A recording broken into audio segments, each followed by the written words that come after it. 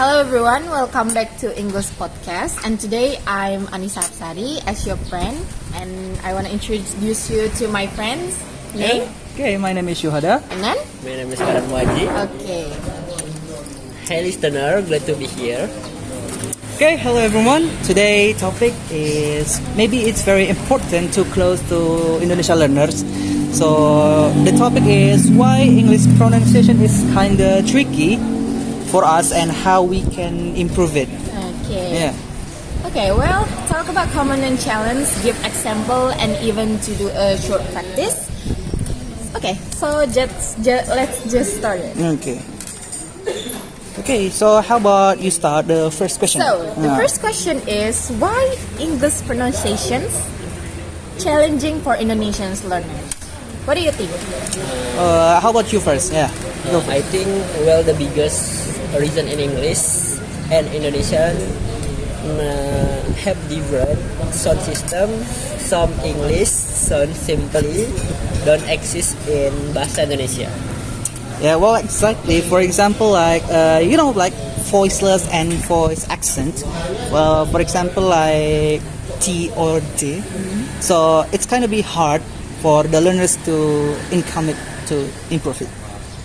Okay, right. So thing becomes think, and this become this. Yeah, right. Yeah, it's understandable, but it changed how natural you sounds like. So how about the another challenge about it? Another big challenge is final consonant in Indonesian, word open and in vowels. So Indonesian learners sometimes drop the last sound. Yeah, like you say, you can instead of cat, it's not cat, but it's cat. So the T is just voiceless there. Or, for example, another one is most, not most, but most. So the S and T is just voiceless. And sometimes this can cause misunderstanding here. Well, let's go to the another specific challenge. How about you? How about the T or TH problems? Can you give me? Sure. Like thing is thing. Oh, yeah. Thank you is thank you. Thank you. And this is this. Yeah. A mother. Yeah, because this voice and voiceless kind of a bit hard for them, right?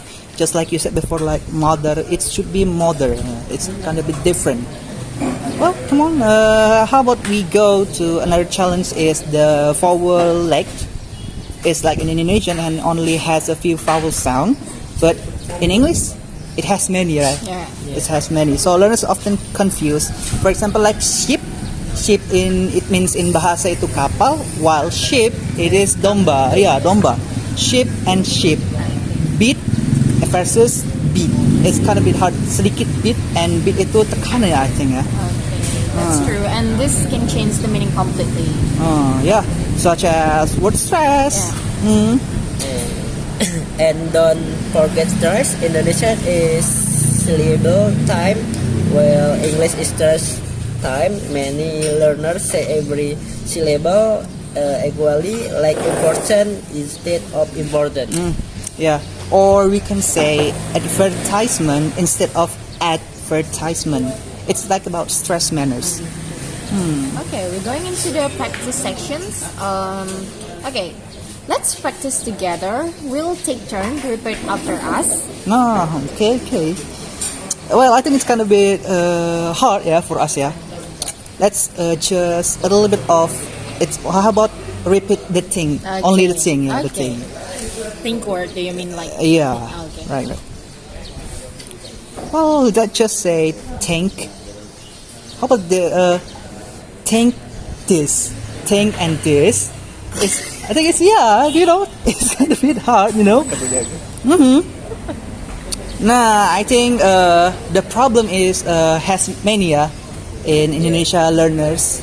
So not only the intonation but also the strength of it. Well, I think great job. We don't know how to say it, but it's lah.